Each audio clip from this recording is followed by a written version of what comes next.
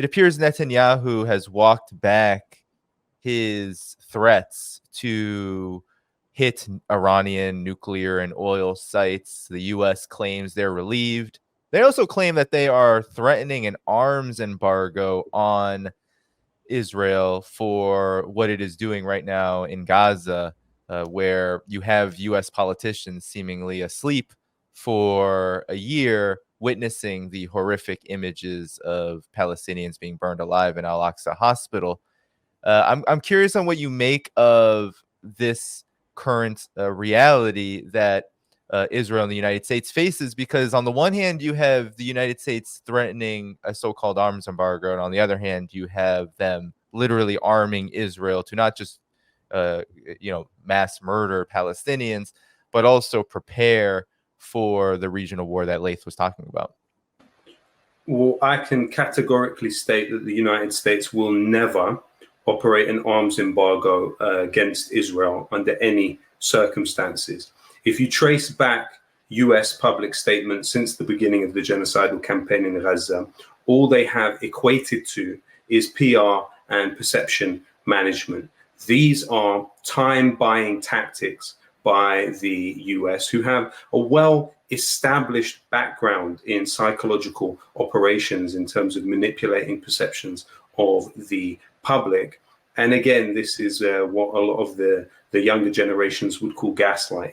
They are attempting to depict a different reality than as is on the ground. As Laith has just pointed out, the US literally sending its own pilots along with the F-35s to help Israel in strikes. The Intercept revealed about 6 months into the Gaza campaign that there were US Air Force officers in the operating rooms with the Israelis helping with targeting. So this is a US war on the region without a doubt. I think the interesting question is how that may or may not be affected by whoever wins the presidential election. I mean, when you look at somebody like Donald Trump, this is an individual that John Sawyers, the former head of British external intelligence agency MI6, said Trump was easily the most manipulated US president Israel has ever enjoyed. He recognized Israel's illegal annexation of the Syrian Golan Heights, which no other country has done. Trump's proposal for a solution to Palestine were largely written by the Israelis. Now, he's not wrong. You know, in the case of Joe Biden, we know that his script on Israel is being written by Israel lobbyists like Chaim Saban, and now Biden is essentially lost absolute control of his mental faculties. It's really probably run by the US military in terms of their decisions. But essentially, you've got the US military and the British military and the Israelis working as one hand in the region. When it comes to the pronouncements of political figures, these are largely about PR and affecting people's perceptions of what is happening. Trump has come out with interesting statements vis-a-vis the PR side of what Israel is doing.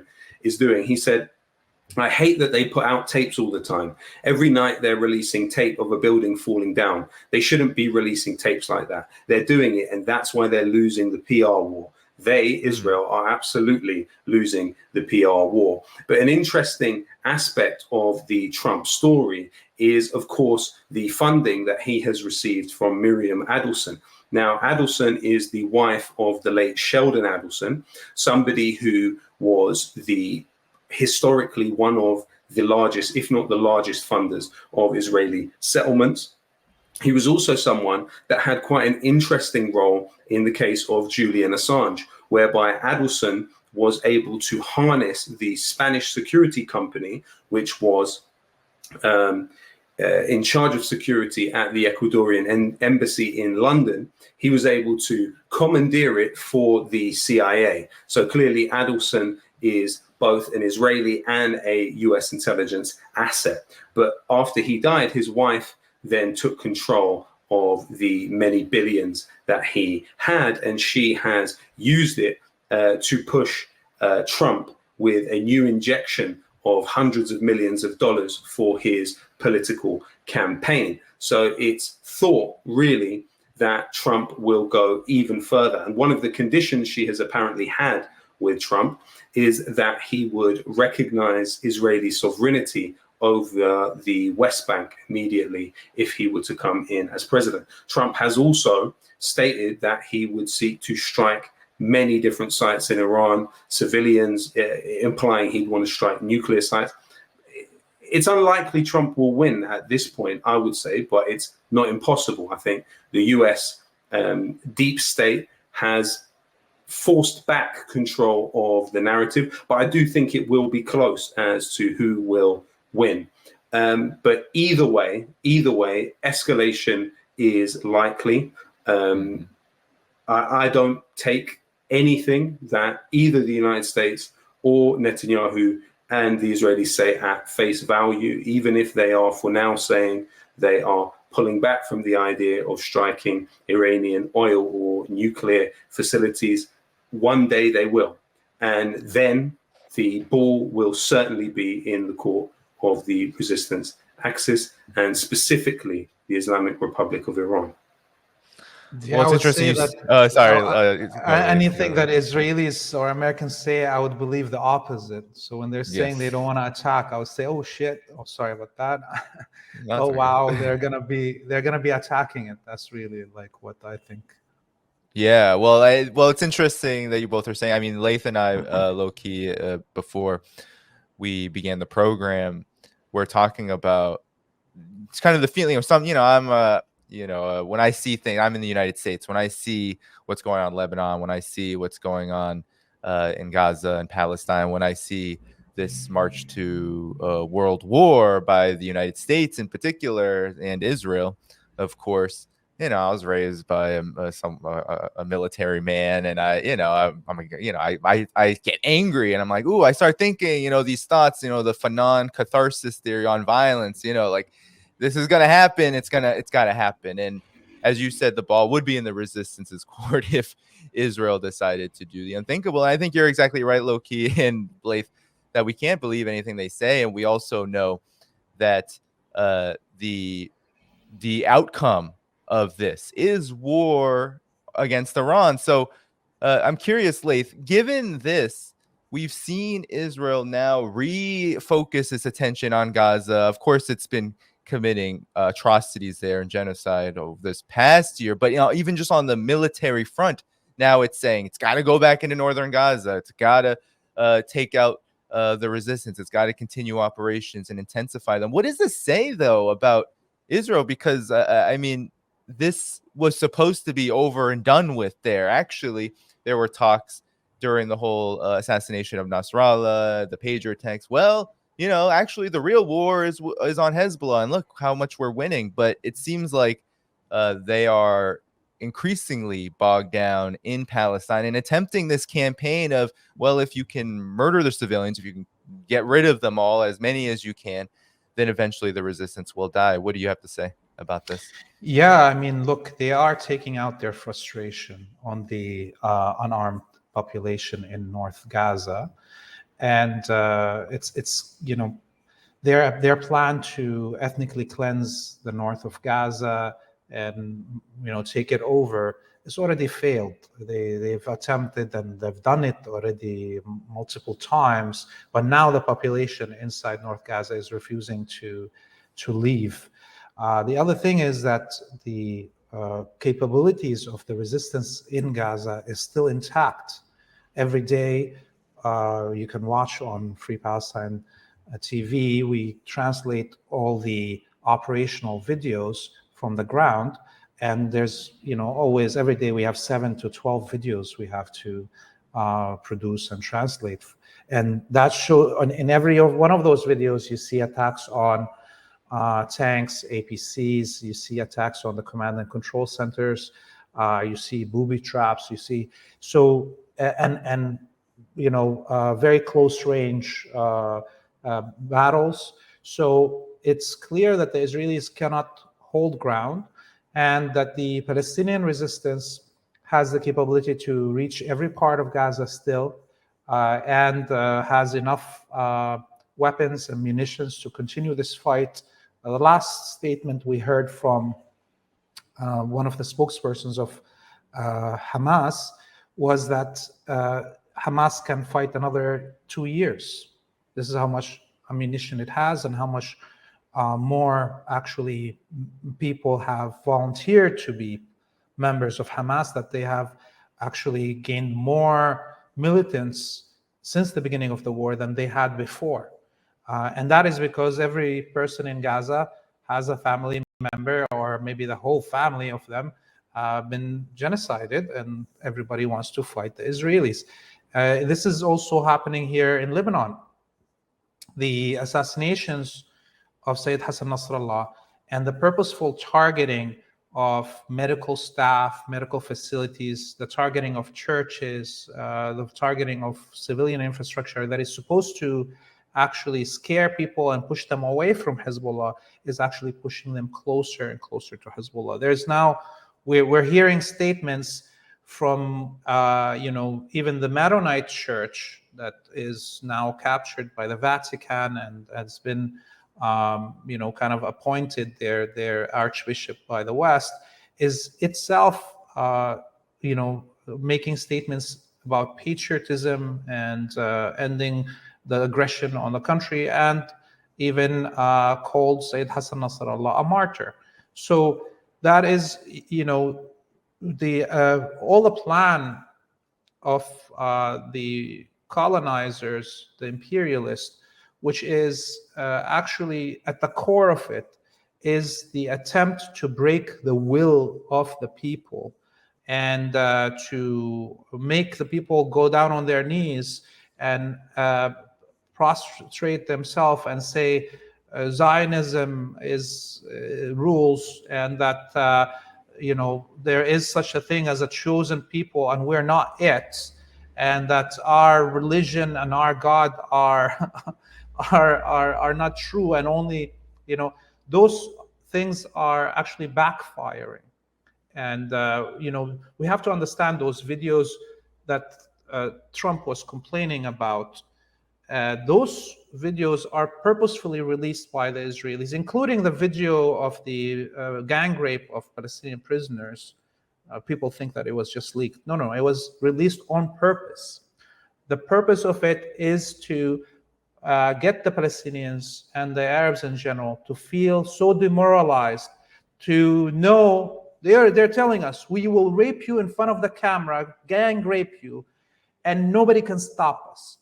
We will burn your children live on camera. We will have a broadcasted Holocaust, and no one can stop us. Those are all intentional. Those destruction of homes, clearly, or killing of civilians that are walking with their filmed from helicopters and drones, those videos are released on purpose. Again, because it's the intent is, on the one hand, to make the Zionists feel that they are God, not only the chosen people, that they can do anything they want to. That's to their own core.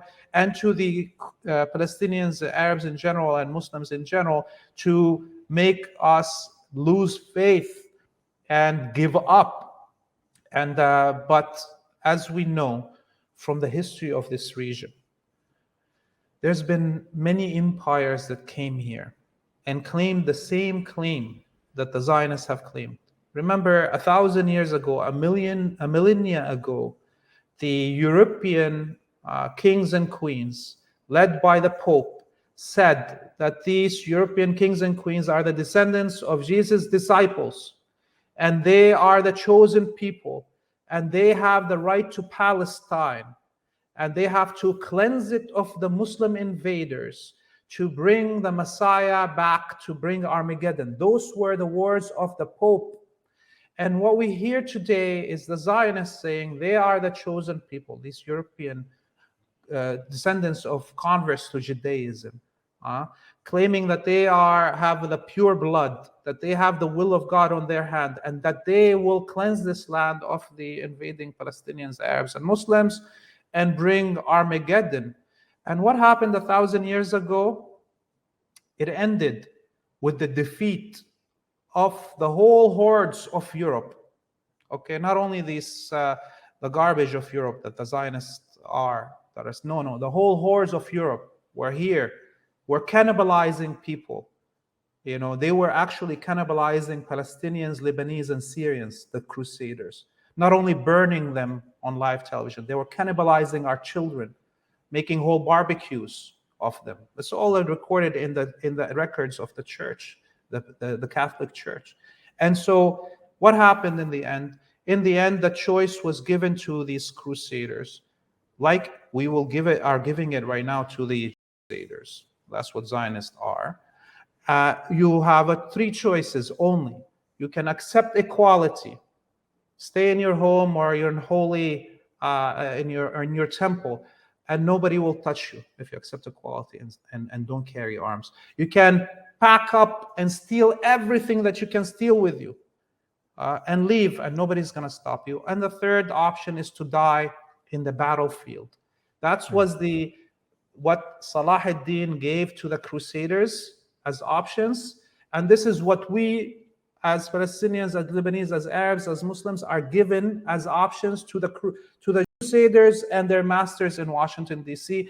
And the end of the Crusader colony is going to be the same as the Crusader colony 1,000 years ago. Yeah. Lowkey, anything that you want to add? Well, Danny, you mentioned the ramp up of war with Iran. And really, what you have seen since the coup against Mossadegh in the 50s, led by the CIA and MI6 at that time to bring in the Shah, this was, quote unquote, the White Revolution, in order to make sure that Iran couldn't nationalize what was then called the Anglo-Iranian Oil Company, but then went on to be BP. We have seen the entire development of US military bases in the region has been based on building up for a final confrontation with Iran. Because at the time in 1979, when the Iranian Revolution took place and the Soviet invasion of Afghanistan happened, the US did not have permanent ground troops in the region. And so according to those in the US military elite, they saw it that they were not able to respond in the way they would have liked to. For example, when they failed to rescue the US captives from the US embassy, it really emphasized this limitation. At the time, the only permanent US naval base close to the region was Diego Garcia, which was in the middle of the Indian Ocean. What you have seen since, for example, Iraq's invasion of Kuwait, which led to the Gulf War, of course, the US were able to occupy bases throughout the region. But the speed with which that took place implied that there had been years of planning for this kind of mobilization. Of course, during the Nixon period, you had what they called the Nixon Doctrine, which was to build up Iran under the Shah and Israel as these pillars against Arab nationalism, and there wouldn't be a need for these massive US bases that you have today. But then you had the Carter Doctrine, the Jimmy Carter Doctrine, and they developed what was the Zagros Mountain strategy, which would be the way the US military envisioned it, a method of invading Iran and seizing these vital mountain passes. During that time, Oman and Kenya gave the US access to bases in exchange for military aid, but there wasn't that much progress in the region. And then you had the Ronald Reagan election in 1981, and the US built what they called strategic consensus. This was something that they wanted to build throughout the region, that Iran was an enemy that needed to be faced. And so you had this constant threat inflation and fear mongering visited upon particularly Gulf governments, that they needed a US presence in order to face off Iran.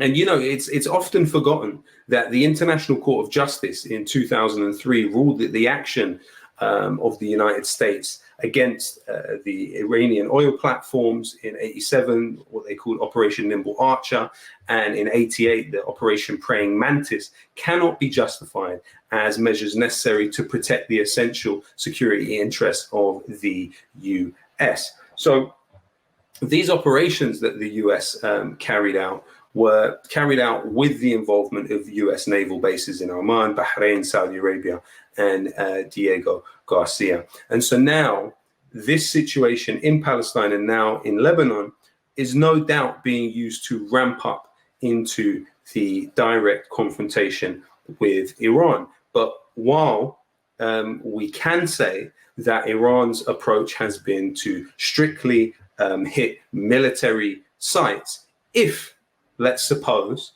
Iran was to strike energy platforms, was to strike infrastructure, was to strike the electricity sources of Israel, you would find a entity which is essentially the size of Wales and New Jersey in a very, very difficult position, literally overnight. And that is something that is in the capability of Iran, certainly. Of course, if the Israelis and the Americans deem it suitable to strike the oil facilities of Iran, then of course the Yemenis have said, the Iraqis have said that the oil facilities in the Gulf will become a green target and can also be struck. And that will lead to really massive ramifications for the global economy. And you will find a lot more pressure being exerted by the economic situation on the US to rein in its mad dog, Israel. And as has been made clear, Israel excels at the least ethical methods of warfare. What you've actually seen is those fighting Israel mainly, but for the main, have targeted military sites. What you've seen with Israel is the vast majority of strikes that Israel has carried out has been on civilian sites.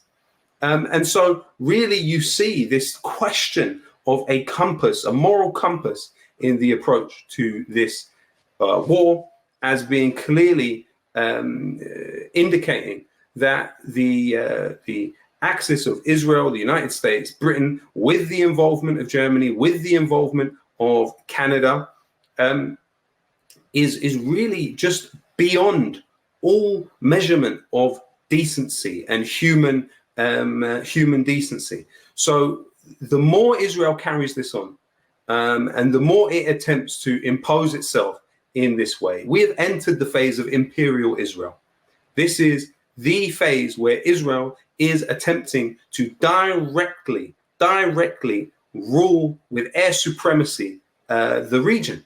The longer it attempts to do this, the more and more naked the emperor will become, the more shorn of pretensions it becomes, the more hollow the PR rings around the world. And the vast majority of humanity are post-colonial subjects who view themselves as emerging from a decolonial process. They do not see themselves reflected in this European colonial settler entity.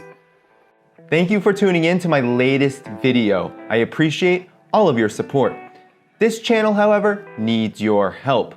I am seeking to make this channel more sustainable in the long term and upgrade necessary equipment to ensure that this work continues onward and makes progress to give you all of the geopolitical analysis that you all deserve. For that reason, I'm asking you to become a member of my Patreon community at patreon.com/DannyDhaiphong. You can find that link in the video description or in the pinned comment below. For whatever amount you choose to give, just know you are supporting independent media that you can't find anywhere else. Thank you so much, and I look forward to the next video.